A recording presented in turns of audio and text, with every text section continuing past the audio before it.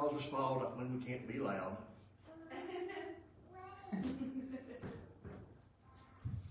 Find the pocket there, put that in.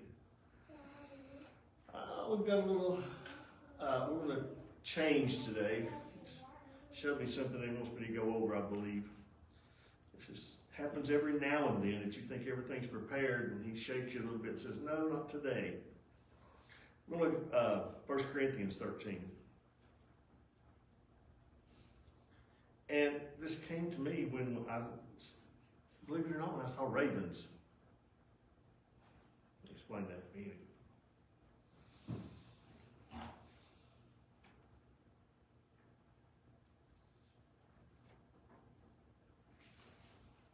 This is my Bible, so I'm going to have a little word for you. Arms are quite long enough.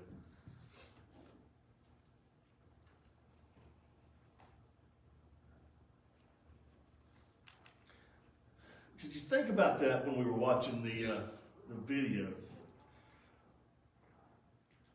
What was it that Jesus said to consider? Ravens? If anybody around knows anything about ravens, they're not too pretty of a bird. They're kind of the bottom list of what I would think he would say. I mean, if he wanted us to think about what, how he takes care of something, you'd think maybe parrots, macaws, or something that the color just glows off of and you know, just comes to life. But he mentioned ravens. And I thought, you know, that kind of related to us. When he says he'll take care of us, not to worry, not to worry about tomorrow, what we eat, what we ever think. He used ravens for an example. If he's going to take care of the ravens, how much more is he going to take care of us? And there's me especially. I'll tell you, I'm not a parrot. I'm just kind of a raven myself, I guess. Sitting on the bottom, just, you know. There's nothing shining or anything shines on me, it's him. And that's what I want people to see. But in order for him to do that, to reach to the lowest of these as he does, to reach in and say they're ravens, or you might as well say the buzzards, for what it matters. But to say that, and if you've ever seen them, they are pretty black, but that's pretty black is all they are. Then how much does he say he looks at us, his creation here? How much does he say he loves us when he sent everything he had to the cross? How much do we ask for? How can we ask for more when we think of a love that sent his son to the cross? And how much more can we think when his son was willing to go? You can compare that to our own families. Could we do that? Could we wish that? I mean, we do a lot of times, but it's not our wish. When they have to go to overseas and they have to go into combat and all this, yeah, you know, unfortunately we lose some. But he gave up a kingdom to come to earth to show us God in his kingdom. And gave up everything to become a servant. He understands the lowest of these. He understands what it is to be because he said he came as a bottom servant. He didn't come in his glory. He didn't come in his kingdom. He came to show mankind what it takes to love like God loves. And that's to serve others, to encourage others, you know, to be there for others, not just us. And not to be worried about what tomorrow brings. Not to be worried about, you know, what are we going to eat or what are we going to drink or, you know, and that is one of the hardest things in the world to understand that kind of love because I'm a constant worrier myself. If it's, you know, if I have nothing, if I get up in the morning and don't have nothing to worry about, I will make something up. That's just the way I am. Excuse me. Anybody got dry throat these days with all the pollen and stuff? Excuse me. God's love, it's not just a little petty feeling. It's not just this little, oh, I'm in love, and I'm in love. I remember when my oldest son, he's 40 something now. And I remember when he was 10 years old and his first girlfriend in school. And the world just evolved around it. I'm so in love, Daddy, I'm so in love. couple weeks later, I don't like her no more. And the reason I'm telling that story is we're thankful. If we've got something to be thankful about, God don't do that to us. I'm tired of him. I'm through with him. I don't love him no more. I don't love her no more. Now, he does say there will be a time that he will not tarry with me. But does that stop him from loving me? A theological question from the ages. No, it doesn't. You can't stop from being who you are. You can't stop yourself from being who you are, and God is love. God is the perfect, all-encompassing, all-knowing, all-love. And he can't be what he's not. If he did, he would be lying, and he's not a liar. So when we look at God's love and understand how he loves us, it brings us that peace of knowing when he says, I won't leave you and I will not forsake you. You know, look at the lilies of the field. Look at the ravens. And he want proof of how he loved that. He went to the lepers' colony. The colony of lepers where people were sent out to stay away from healthy people. I mean, these lepers had to walk on the other, see somebody coming, they crossed the street and had to yell, you know, unclean, unclean, unclean. That was their life. And the leper colony was so close to the town that they could actually sit and watch if they were on that edge of town to see their families going on about their daily lives. And that was as close as they could get. Sometimes that reminds me of the rich man and on this side, and the poor man on this side, looking across the chasm, wanting that love, desiring that love, and no one would give it to him. And it's understandable. Would we do that today? Probably so. We don't want what they got, you know, and that's okay. I mean, that's still survival in that way. But what did he do in his infinite love? He went into town and touched them. Do you know how long they'd been without a touch? If you've been sick for any amount of time, you didn't get touched. You hadn't been touched. Some of them for years and years and years, wanting to feel a human touch, never felt that touch. Jesus stopped to touch them. And he didn't have our rubber gloves. He didn't have all the stuff we have. He had his hands, and he touched them. And I'm not telling you to go out and do that, but I'm saying look at the love that he offers us. Look at the kind of love and how he loves, and he offers us that. That he would care for the smallest of things. The things that we would not even think about caring. We're repulsed by some of it. I mean, when we see that kind of sickness, we're repulsed. And that's okay to be repulsed by the disease. You know, disease wasn't something that was in his first plan. We caused that when we failed. But when we see that, we're repulsed by it. When we look at whatever yours is, mine's certain things I see during the days, or you know, I see every now and then, it just turns my stomach. But yet, he can reach down and he can love through that. And I've said it before, it's like a fish tank, I think. You know, that's how I understand it. You have a fish tank, and you can go up and you tap your fish tank, you know, but don't you take care of your fish? You feed them, you keep it clean. I mean, you keep everything nice for those fish, but you tap it, and what will they do? Most of them will turn away. They'll speed the other direction because they're scared. But now, what if you could become a fish and go into that tank and show them who you really are in their tank? Let them see you as one of them. Let them see you who you're raising them to be, and feed them, clothe them.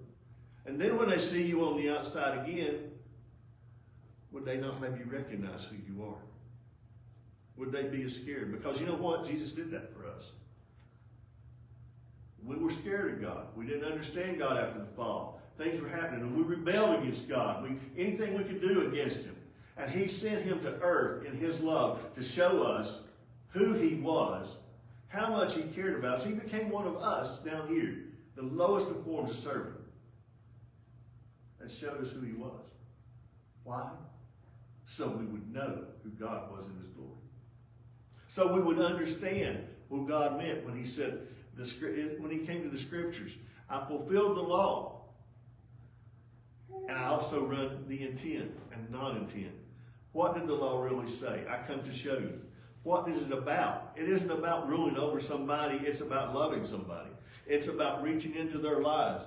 Can you change lives with His love? Yes, you can change lives with His love when you use His love. Yeah, I've seen it too many times happen now. I've seen people that were unlovable. A very good friend of mine they came on his property, and the ex-son-in-law was going to kill him. They were mad at him. They couldn't stand him. They were on drugs. He wasn't. Oh. And he walked down and met him and said, you know what? He said, if you're going to do it, you're just going to have to do it. He said, you know what? You're not changing my love for you. He said, I don't know if you've ever been told, but he said, I love you because God loves you. And that's a love you'll never understand until you turn to Him. Do you know the guy dropped the bat he was holding, threw it up in his car, and just looked at him and said, I'm sorry, I don't understand. Got in his car and left. Love was what done it that night. Would we do that? I don't know that I would do that. I don't know that I could. I may go a different direction with that. And I respect him for that. But I know that story's true. And I'm telling you that just to tell you what God's love does. When it comes into your life, when you accept Him as your Savior, when He opens in your life and He creates that new spirit, that new desire in you, then you can love. And it's a passionate love, but it's not a human passionate love. It's a passion for the life He's given you, and it's a passion He has for you. And you can't tell me it's not a passion, because what did He do? Once again, let me say it again. He loved you enough to go on the cross and die for you. Nobody killed Him. Nobody put Him there. Matter of fact, and this is an interesting study. If you study Roman law, which a lot of ours is based on, if you study how Roman law works, there was about 3 times He actually had to call their hand to make Himself go.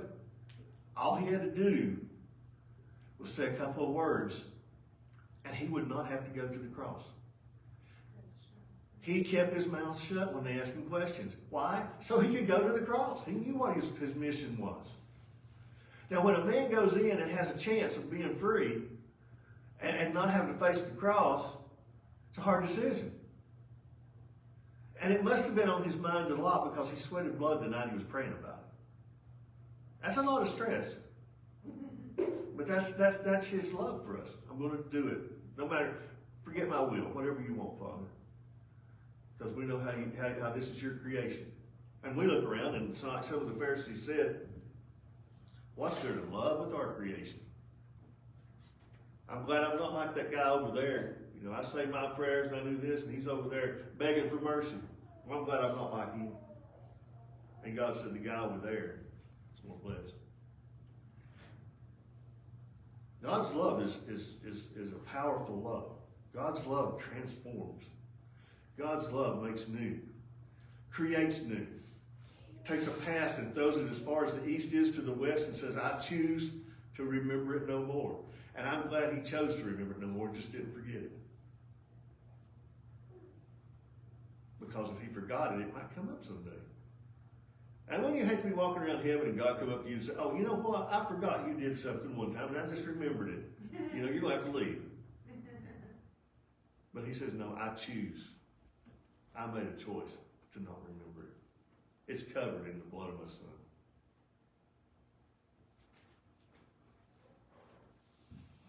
What is His love? Well, it tells us here that if I speak with the tongues of men and of angels, but do not have love, what have I become? I have become a noisy gong or a clanging cymbal. And if I have the gift of prophecy and know all mysteries and all knowledge, and know all mysteries and knowledge as to remove mountains, but do not have love, I am nothing. And if I give all my possessions to feed the poor, and if I surrender my body to be burned, but do not have love, it profits me nothing. If I'm not willing to follow that path, you know, if I'm not willing to love following that path, when I reach somebody, when I touch somebody, if I don't have that love coming through, I want to keep quiet. I don't want to reach out. And this is another point I want to make when it comes to this. This is one of the aspects of when Jesus said, "Depart from me, I never knew you, you workers of iniquity." And when they said, "Well, but didn't I cast out demons in your name? Didn't I give in your name? But I never knew you." And this is another way it explains it here too. If I speak with voices of men and angels and have not love, I'm just a sounding gong. I may know all things, but if I don't have the love. So who is the love that we need to have? The love is Jesus. The love is what God and who God is. And with that inside of us, we love. Not of ourselves, not in us, but in Him. That's the love that reaches people. That's the love it's talking even here of having. What good am I going to do if I just talk about Him? I just hear my head rattle. Oliva's not here, I can tell you. Sometimes she thinks I just do that, hear my head rattle anyway, because I talk a lot. But I won't do that from the pulpit. Never. If I have all faith and don't have His love. Oh, I can move mountains. But what good is it? Why do we have that love? That love is to share. That love is to give. That love is to wash feet when they're dirty, while everybody else sits high on their table. This is temporary down here. The rewards we get will be in heaven. And you know what? I'm going to give every piece of gold, every crown I get, back to Him. Because I did it because of Him. What He did for me. Well, what is it? If what is this love that He talks of us having? Well, and I'm going to intertwine here. If God is love, love is God. So if it says love is, then it's actually telling us God is. Because He is love. And what does He tell us? He is patient. Very patient. He is kind. It's not jealous, although He gets jealous over us, but it's not the kind of jealous that we're used to. It's a passionate jealous that loves us and wants what's good for us and wants to reach into our lives what's best for us. That's the love. It's not the jealous love, and it does not brag. It's not puffed up. It does not act unbecomingly, and it does not seek its own. It's not provoked. Oh, wow. It does not take into account a wrong suffered. That one causes me a little stress. It does not rejoice in unrighteousness. One way you can really tell that He's moving in your lives and you're growing is when unrighteousness starts to make you have that queasy feeling in your stomach. Something's just not right with you. It rejoices with what? It rejoices with the truth. I think of the movie with Tom Cruise in it. When he's the lawyer. And they looked at him and said, "You can't handle the truth." There's a lot of truth in that too. A lot of people say they want to hear the truth, but you give them the truth. That's not at all what they want. That's why in the last days there'll be people wanting their ears tickled and wanting to hear what they like to hear, make them feel good. And you know what? God will make you feel good. But He's also got a just and righteous side with Him too. And I've had my toes stepped on, so, it's okay. I don't like it, but if He wants to step on my toes, I'll let Him. Because that's what I need. It endures all things. You notice there it didn't say we just endure the happy things. Or we just endure the joyous things in our lives that take us to the highs. It says we endure all things. And we live in Him through those times when the waves come. We live in Him through the times when the storms come. But we, just like His disciples, the storms come, if He's even in the boat, we still get scared. He was sleeping in the boat that day, and they woke Him up. And what we didn't even realize is He was in the boat. There wasn't nothing going to happen to that boat. He's in our boat too. A lot of those storms and stuff, we just need to keep in mind that He's right there in our boat with us. And to endure them in love. We don't have to like it, we don't have to feel good about it, but we can endure it in love. This is a heck of a chapter. I mean, it is a heck of a chapter. It never, this is hard to grasp, it never fails. never fails. Love never fails. But where there's gifts of prophecy, they'll be done away with. There are tongues, they will cease. There is knowledge, it'll be done away with.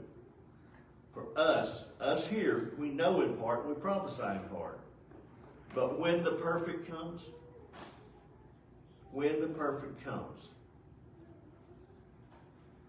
the partial will be done away with. When I was a child, I used to speak like a child, think like a child, reason like a child. When I become a man, I did away with childish things. You know, he tells us to be like the little children can come to him. Remember when he told the disciples to move away, let the little children come. You know, don't keep them apart, for theirs is such as the kingdom of heaven. Then it tells us here not to be. That's no contradiction. He tells us not to be childish, not childlike. There's a big difference between being childish and childlike. And it's not bad to be older and be childlike. You know, as I'm getting older now, I'm finding one thing. I'm more childlike. You know, I like to see things. I notice things more now than I used to. I got up this morning and noticed the moon just shining through the trees. That's a childlike wonder. The wonders of God strikes you different. You see them. You know, how did he do that? How did he do that? And I'm still just amazed when I see an airplane fly. Even though I know how, it still amazes me that something that heavy can actually do this. But that's the wonder, not childish. And that fits what he said, you know, not bragging, not puffed up. Don't be childish. We don't always have to have our way, contrary to what I think. We don't always have to be right, although contrary that I am. It's wrong one time, but I was mistaken.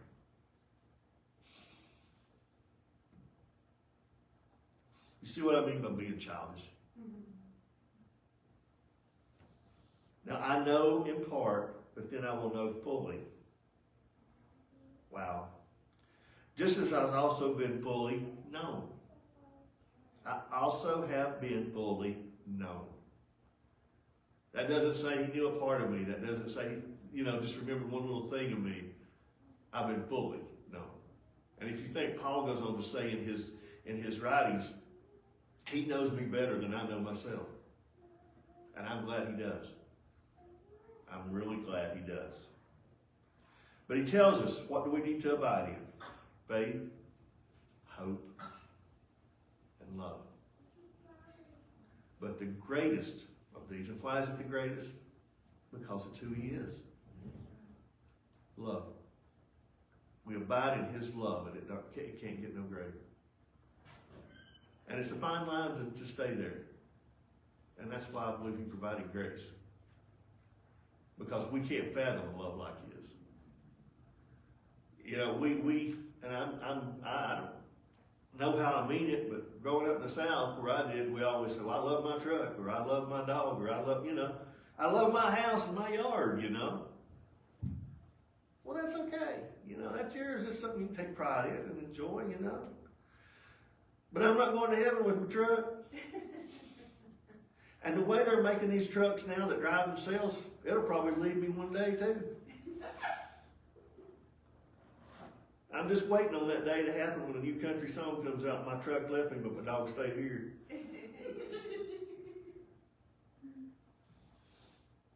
This is the love I'm talking about, and this is what I wanted to bring across today. When I saw the ravens and thought, Lord, you could have said any bird, but you chose to say, consider the ravens. And that tells me that you're willing to love the least of these. Because what does he tell us? When we do it to the least of these, we do it to him. That is a heck of a love. And that's about all I can tell you today. I don't know why he changed it. I don't know why he put this on my heart today. But I can guarantee you he did. Because I was all set. See, here, I'll prove it. I'll prove it real quick before I quit. I have 7 pages on what I was going to do. Completely changed it. And I love him for that. And he's up there just grinning ear to ear going, I got you, didn't I? I just want to say, though, and I'll end. I don't understand it. I don't get it. But that's okay, I don't have to. I just have to accept it and believe it. And that'll change your world when you see that love in Him. When you understand that love in Him, things start washing away. And it's worth every step you take. Every step.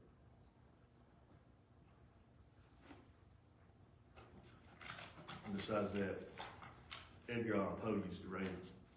That tells you something. So remember, just work on loving each other. Enjoy each other. Encourage each other.